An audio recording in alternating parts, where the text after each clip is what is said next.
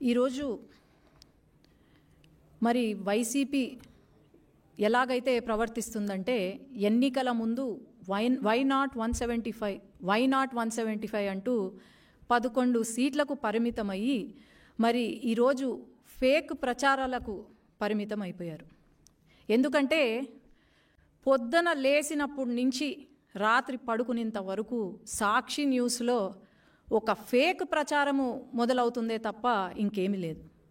గత 5 సంవత్సరాలుగా సాక్షి న్యూస్ వేసి ప్రజలు, ఎందుకంటే పల్లెలలో వేరే ఛానల్ లేదు, ఒక్క సాక్షి న్యూసు సాక్షి పేపరు తప్ప, అది చూసి మీ కొంపను ముంచిందంటే ఆ సాక్షి న్యూస్ చూసినందుకే. మరి కుక్కతోక వంకర అని అంటారు.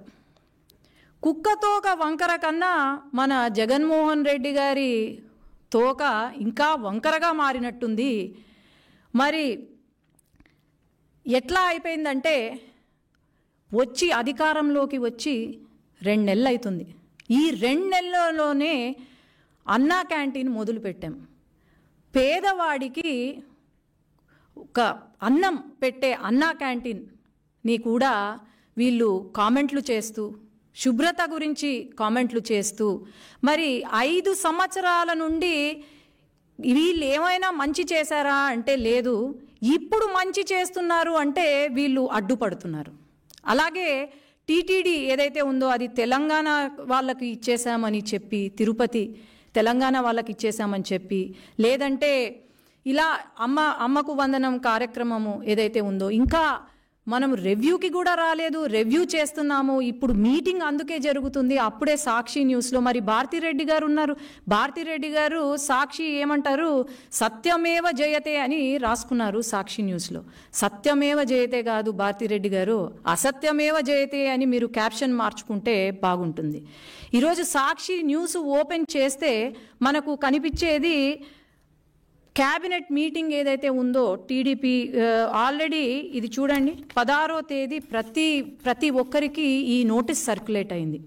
28వ తేదీన మనకు క్యాబినెట్ మీటింగ్ ఉంటుంది అని చెప్పి, మరి ఈరోజు ఎందుకు సాక్షిలో ఎటువంటి ఇది లేకుండా లేదు, క్యాబినెట్ మీటింగ్ కావాలనే పోస్ట్పోన్ చేశారు అని లోకేష్ అన్న పైన దుష్ప్రచారాలు చేస్తున్నారంటే వీళ్లకు ఫాల్స్ ప్రచారము తప్ప ఏమీ లేదు. జగన్మోహన్ రెడ్డి గారు ఈ 5 సంవత్సరాలు చేసింది బాగానే చేశారు అని అనుకుంటున్నట్టున్నారు. మరి ఇప్పుడు ఎంతసేపు ఫేక్ ప్రచారము తప్ప, పార్ట్ టైం పొలిటీషియన్గా మారిపోయారు తప్ప ఇంకేం లేదు. కాబట్టి ప్రతి ఒక్కరికి తెలుసు, ప్రజలకు ప్రతి ఒక్కరికి తెలుసు, ఈ 5 సంవత్సరాల కాలం మీరు ఎలా పాలన చేశారు అనేది తెలుసు. ఈ 5 సంవత్సరాల్లో ఎంతమందికి ఉద్యోగాలు ఇచ్చారు, లేకపోతే ఎంతమందిని ఆదుకున్నారో తెలుసు. కాబట్టి అనవసరంగా దుష్ప్రచారాలు చేసి మళ్ళీ 11 సీట్లకు కూడా కాకుండా, పార్టీయే లేకుండా, పుట్టగతులు లేకుండా అయితే మీరు చేసుకోవద్దండి అని నా మనవి.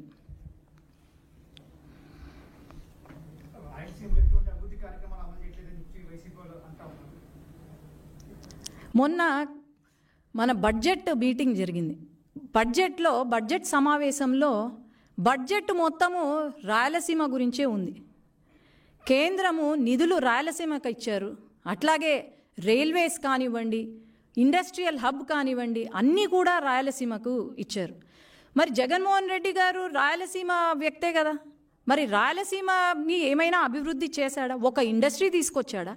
లేదంటే మా రాయలసీమలో ఉన్న ప్రజలకు లేకపోతే పిల్లలకు ఒక ఉద్యోగం ఇచ్చాడా? నాకు మొత్తం డీటెయిల్స్ ఇవ్వమనండి. లేదే. రాయలసీమ గురించి ఎవరైనా ఆలోచన చేశారు అంటే అది కేవలం నారా చంద్రబాబు నాయుడు గారు తప్ప ఇంకెవరు చేయలేదని నేను చెప్తున్నాను.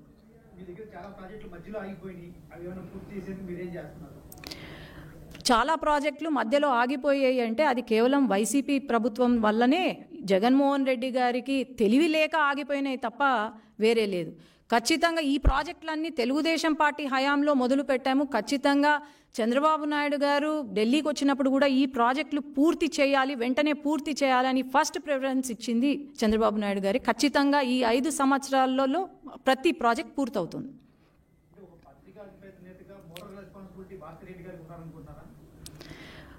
అదే చెప్తున్నా, సత్యమేవ జయతే, సాక్షి కింద సత్యమేవ జయతే అని వస్తుంది. సత్యమేవ జయతే కాదు, అసత్యమేవ జయతే. భారతీరెడ్డి గారు ఎడ్యుకేటెడ్ లేడీ. ఒక రియల్ న్యూస్, న్యాయంగా ఒక న్యూస్ని చూపియాలి. కానీ ఎంతసేపు తెలుగుదేశం పార్టీ కార్యకర్తలపైన, నాయకులపైన, లోకేష్ అన్న పైన, వీళ్ళపైనే చెప్తున్నారు. కానీ ప్రజలు ఎవ్వరూ నమ్మడానికైతే సిద్ధంగా లేరు. ఈ సాక్షి న్యూస్ చూసే వాళ్ళ కొంప మునిగింది. అది వాళ్ళు అర్థం చేసుకోవాలి.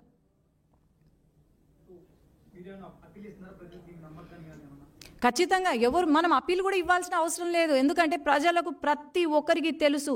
వై నాట్ 175 అని చెప్పి ఈరోజు కేవలం 11 సీట్లకు పరిమితం అయినారు అంటే దాని అర్థం ఏంటి? ఈవెన్ కడప, నంద్యాల్లో కూడా వీళ్ళకు గుణపాఠం నేర్పినారు, ప్రజలు బుద్ధి చెప్పారు అంటే దాని అర్థం ఏంటి?